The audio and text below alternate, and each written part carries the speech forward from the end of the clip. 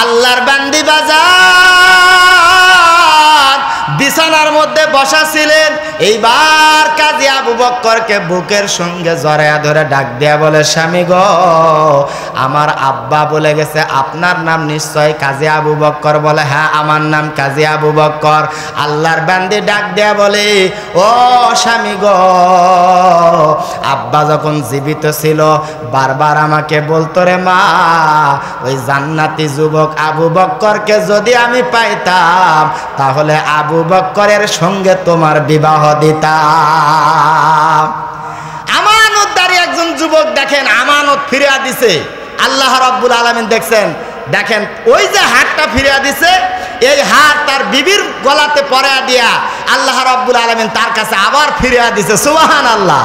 আল্লাহ পাক বলতেছে, এ আমার বান্দা, এ আমার বান্দি, তোমাদের কাছে যদি কারো আমানত থাকে, ওই আমানত যদি তোমরা ফেরত না দাও তাহলে তোমরা কিন্তু গুনাহগার হয়ে যাবে, তোমরা কিন্তু ঈমান হারা হয়ে যাবে। আল্লাহর বান্দা, আল্লাহ ডাক দেয়া বলে, আমানতদার শোনো, হকদারের হক ফেরত দেওয়া আল্লাহ পাকের নির্দেশ তোমাদের উপরে দিচ্ছে। সম্মানিত ভাইরা, আমানত এমন একটা মহামূল্যবান সম্পদ। আমার নবী কোনোদিন মানুষের আমানতের খেয়ানত করে নাই বাবা। মক্কার একজন যুবক, নাম হলো কাজী আবু বক্কর রহমতুল্লাহ আলাইহি। হযরতে আবু বক্কর রহমতুল্লাহ আলাইহি এ বাজার ক্ষুধার তাড়নায় কাজের সন্ধানে মক্কার গলি দিয়া রাস্তা দিয়া ঘুরতেছে। হঠাৎ করে দেখে একটা খয়েরি কালারের কাপড় দিয়া কি যেন মোড়ানো। এইবার ওই থলেটা হাতের মধ্যে নিয়া কাজী আবু বক্কর রহমতুল্লাহ আলাইহি এই থলেটা খুলে দেখে বাজান বিশাল বড় একটা হার, গলার হার, চাপা চাপা স্বর্ণ, আবার এর মধ্যে হীরা খচিত করা আছে। কাজী আবু বক্কর বাড়ির মধ্যে নিয়ে আসলেন, এটা ফিতা দিয়া মাপলেন কয় ইঞ্চি, কত মোটা, সব কিছু করার পরে সংরক্ষণ করে রাখছে। এ ভাইয়া, এ কাজী আবু বক্কর মক্কার বাজারে গেছে, তাকায় দেখে একটা উঁচু জায়গার মধ্যে দাঁড়ায়া একজন মুরব্বী মানুষ ভাষণ দিচ্ছে, মক্কার মানুষেরা শোনো, আমি অনেক দূর থেকে আসছি, তোমাদের এই মক্কাতে আমার একটা থলে হারায় গেছে, থলেটা কেউ যদি পেয়ে থাকো আমার কাছে দিলে তোমাদেরকে 500 দিরহাম পুরস্কার দিব। আমার নবীর কাছে শুনেছি, এ মক্কার মানুষেরা, আমানতদারি তোমরা, আমার এই হারকে, আমার এই টোপলাকে ফিরাইয়া দাও। এইবার কাজী আবু বক্কর পিছনে গিয়ে আল্লাহর বান্দায় মুরব্বীকে ডাক দিয়া বলতেছে, আপনি আমার সঙ্গে আসেন। আল্লাহর বান্দাকে বাজান সব বর্ণনা শোনার পর একটা বাস্করের ভিতর থেকে এই টোপলাটায় থলাটা বের করার পরে হাতের মধ্যে দিয়া বলতেছে, খুলে দেখেন তো এটা আপনার কিনা। এই বুড়া বাবা যে মুরব্বী, এইবার থলেটা খোলার পরে আল্লাহর বান্দা তাকায়া দেখে যেমনি হাতটা থলার মধ্যে রাখছিল অমনি আছে। এইবার ডাক দিয়া বলতেছে, আল্লাহর বান্দারে, এ আবু বক্কর, তুমি ক্ষুধার্ত মানুষ, এ হাটটা বিক্রি করলে অনেক টাকা তুমি পাইতে, বিক্রি করো না কেন? আবু বক্কর ডাক দিয়া বলে, আস্তাগফিরুল্লাহ, আমি মক্কার মানুষ, নবীর দেশের মানুষ, আমি পেয়েছি, এটা আমার কাছে আমানত, আমানতের খেয়ানত মক্কার মানুষ করতে পারে না।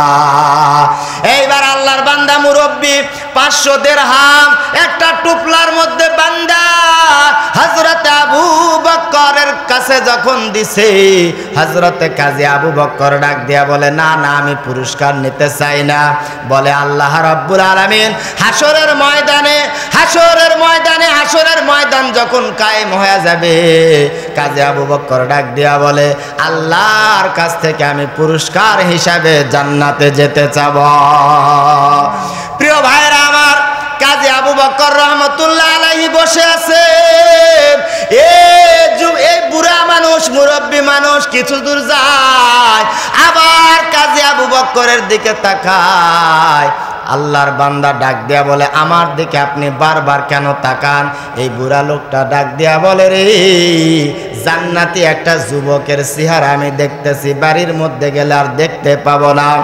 এ ভাইয়া, এই বুড়া মানুষটা চলে গেছে। কাজী আবু বকর ক্ষুধার্ত পেট নিয়া কাজের সন্ধানে সমুদ্রের তীরের মধ্যে গেছে। দেখে অনেকগুলা মানুষ একটা লঞ্চের মধ্যে করে, একটা ট্রলারের মধ্যে করে অনেকগুলা মানুষ কই পারে যাবে। কাজী আবু বকর, এ ভাইয়া, কাজের সন্ধানে কাজী আবু বকর ট্রলারের মধ্যে উঠা পড়লেন। ট্রলারটা মাঝখানে যা ডুবে গেল, সব মানুষ মরে গেছে। এ ভাইয়া, কোথা থেকে একটা কাঠের টুকরা কাজী আবু বকরের কাছে চলে আসছে। কাজী আবু বকরের কাঠের টুকরার উপরে ওঠার পরে নদীটা পাড়ি দিয়া ওই পারে যখন নামছে, ভাইয়া ওইখান থেকে তাকায়া দেখে কিছু দূরে একটা মসজিদ দেখা যায়। কাজী আবু বকর মসজিদের মধ্যে যাইয়া, এ ভাইয়া, মসজিদের মধ্যে যাইয়া 2 রাকাত নামাজ পড়ছে শুকরিয়া তান। তার কারণ হলো সব মানুষ মরে গেছে, আবু বকরকে আল্লাহ পাক বাঁচায় রাখছে। আর এখনকার সময়ের নিয়ম কি? বিপদে পড়লে আল্লাহকে গালি দেয়, আর খুশি হলে ডিজে ডিজে ডিজে লাগায়। বিয়া বাড়িতে বাজান গান আছে না নাই? বিয়া বাড়ি কি গানের অনুষ্ঠান? আমরা মনে করি গানের অনুষ্ঠান, কিন্তু বিয়াবাড়ি গানের অনুষ্ঠান না ভাইয়া। বিয়াবাড়ি হলো একটা ইবাদতের অনুষ্ঠান, যেখানে আল্লাহর হুকুম, নবীর সুন্নত তরিকা পালন হচ্ছে। কিন্তু সেখানে কি চলে? গান চলে। সুন্নতে খাতনা গান, গায়ে হলুদ গান। খালি এখন বাকি আছে মরার দিনে গানটা বাজায় না, মানে মানুষ মরলে ওই দিনে অনুশোচনা নাই, খাওয়া দিয়া ওই দিনে মোটামুটি একটা আনন্দ। তবে গানটা খালি বাকি আছে, চলবে মনে হয় কিছুদিন পরে। আরে বাবা, মানুষ মরছে, ওর দাপন কাপন করতে হবে, কিসের কি আগে করছে খাওয়া দিয়া সব শেষ করে দে, মানে ওই মোরাই বিপদত পড়ছে। সম্মানিত ভাইরা আমার, সাহাবা আজমাইনরা যদি খুশি হতেন নামাজে দাঁড়াতেন, বিপদে পড়লে নামাজে দাঁড়াতেন। আর আমরা বিপদে পড়লে কি কই? আল্লাহ চোখ নেয়, দুনিয়া তার মানুষ দেখতে পায় না, খালি আমাকেই দেখতে পায়।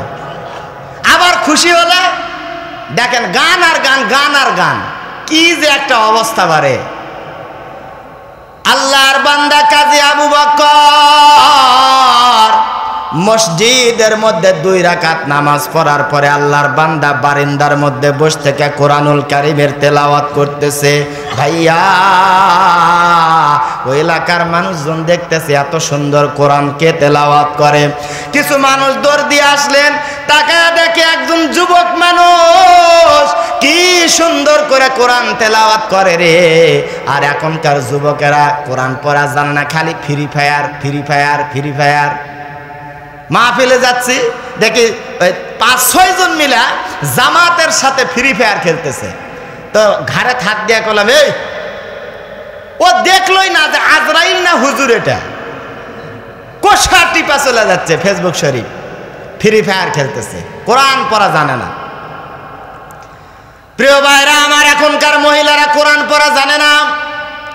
মহিলারা সিরিয়াল দেখে, মহিলারা বিভিন্ন নায়ক নায়িকা, গায়ক গায়িকার নাম জানে, টিকেটারের নাম জানে, খেলোয়াড়ের নাম জানে, কিন্তু কোরআন পড়া জানে না। আগেকার একটা জামানা ছিল, ওই জামানাতে আপনি দেখছেন মুরব্বী মানুষেরা জানেন ফজরের নামাজ পড়ার পর মসজিদ থেকে যখন আপনার বাড়ির দিকে আপনি রওনা দিচ্ছেন, বাবা ঘরের মধ্যে থেকে সূরা ইয়াসিন তেলাওয়াতের আওয়াজ ভেসে আসতো। কথা বলেন ঠিক কিনা? মহিলারা, আগেকার মহিলারা ঘুমটাটা বড় করে দিয়া রাস্তা ঝাড় দিত, আর এখনকার মহিলারা সকাল 10টা না বাজলে ঘুম ভাঙ্গে না।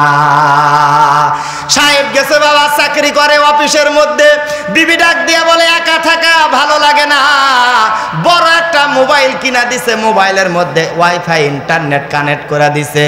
সাহেব ওইদিকে বাবা, ওইদিকে অফিসের মধ্যে কলিগ নিয়ে ব্যস্ত, কলিগ, এই কলিগ নিয়ে আবার বনভোজনের মধ্যে চলে যায়। অফিসের মধ্যে বাড়ির মধ্যে খাওয়ার জায়গা নাই, বনুর জায়গা খায়।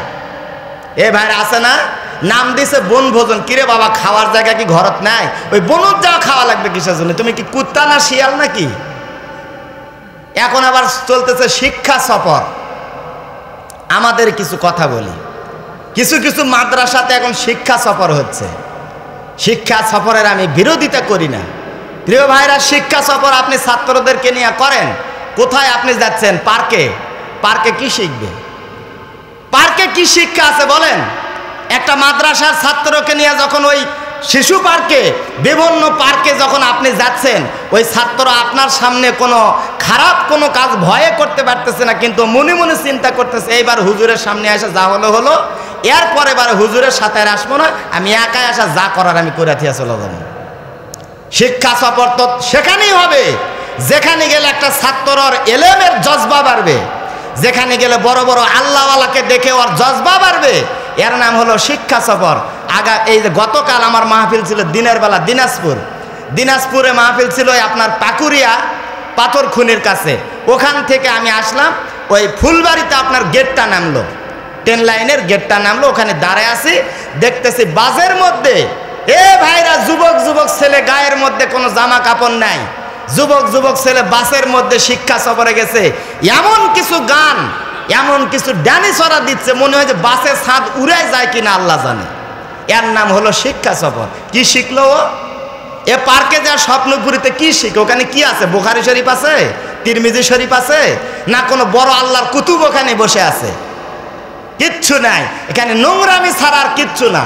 এই শিক্ষা সফর বন্ধ করতে হবে। মাদ্রাসার যারা ওস্তাদ আলেমরা, প্রিয় ভাইদেরকে আমি বলবো, আপনারা শিক্ষা সফর সেখানে যাবেন যেখানে গেলে আপনার ছাত্রর এলেম পিপাসু, এলেমের জজবা বাড়বে। আল্লাহওয়ালা বুজুর্গ বড় বড় মাদ্রাসা দেখে তার ভিতরে অনেক বড় হবে, শিক্ষার দীক্ষার দিকে তার মনোবেশন হবে। কিন্তু এমন জায়গাতে নিয়ে গেলে বাবা, ছাত্র তো ওখানেই শেষ। সম্মানিত ভাইরা, আল্লাহর বান্দা এই কাজী আবু বকর রহমতুল্লাহ আলাইহি, তিনি কোরআন তেলাওয়াত করতেছে, বলতেছিলাম মহিলারা কোরআন পড়া জানে না। এই যে ওয়াইফাই ইন্টারনেট কানেক্ট করে দিয়া ওই যে স্যার বসে আছে অফিসে, আর এই মহিলাটা ভালোবাসা জানলা দিয়া আরেক বিল্ডিং ওর পাচার করে দিচ্ছে। স্যার অফিস থেকে সে বলতেছে খাবার দাও, করতে সাজানো আছে, বার আছে, তুমি নিয়ে খাও। আপনি হাদিস পড়ে দেখেন, বিশ্বনবী সাল্লাল্লাহু আলাইহি সাল্লাম যুদ্ধের ময়দান থেকে বাইরে থেকে আসতেন, এসে বলতেছেন আয়েশা খাবার আছে? নবীর বিবি আয়েশা বলতেন যে খাবার নাই, আপনাকে এখনই বানায়া দিচ্ছি। আম্মাজান আয়েশা নিজ হাতে আটার খামিরা বানাতেন। খামিরা বানানোর পরে উটি বেলায়া যখন ওই চুলাতে দিতেন, বিশ্বনবী সাল্লাল্লাহু আলাইহি সাল্লাম নিজ হাতে উটি ভেজে বিবিদেরকে নিয়ে একসঙ্গে খানা খেতেন। নবীজি বলছেন যে ঘরের মধ্যে স্বামী স্ত্রী সন্তানরা বসে একসাথে খানা খায়, ওই ঘরের মধ্যে আল্লাহ রাব্বুল আলামিন বরকত দান করে। সুবহানাল্লাহ।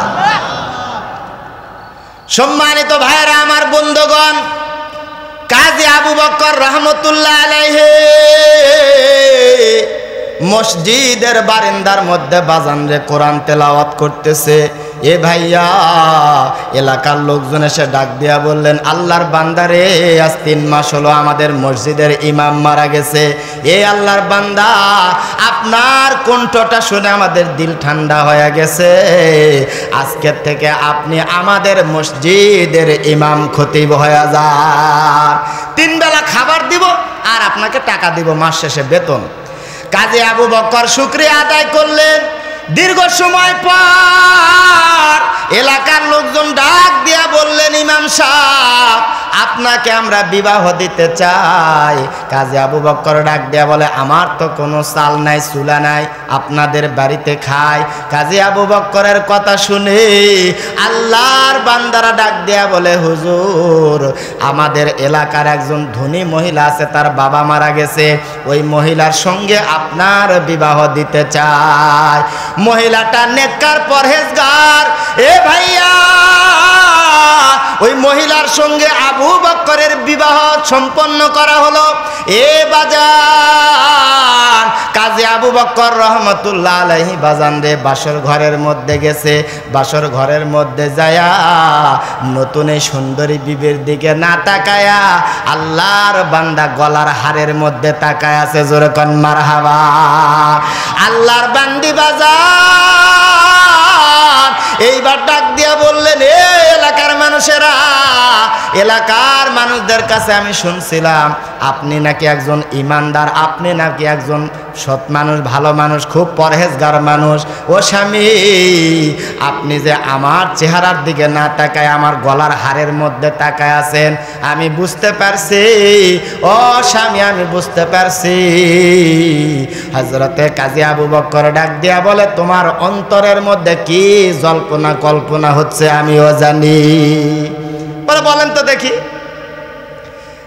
কয় যে তুমি শুনছিলা যে আমি একজন নেককার পরহেজগার মানুষ, হারের দিকে তাকায় আছি, তুমি মনে করছো আমি লোভী মানুষ।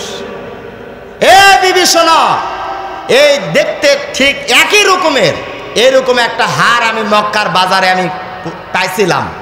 এই হারটা একজন বৃদ্ধ মানুষের, তার কাছে আমি আমানতদার হিসাবে ফেরত দিয়েছি। দেখতে হুবহু তোমার হারের মতো।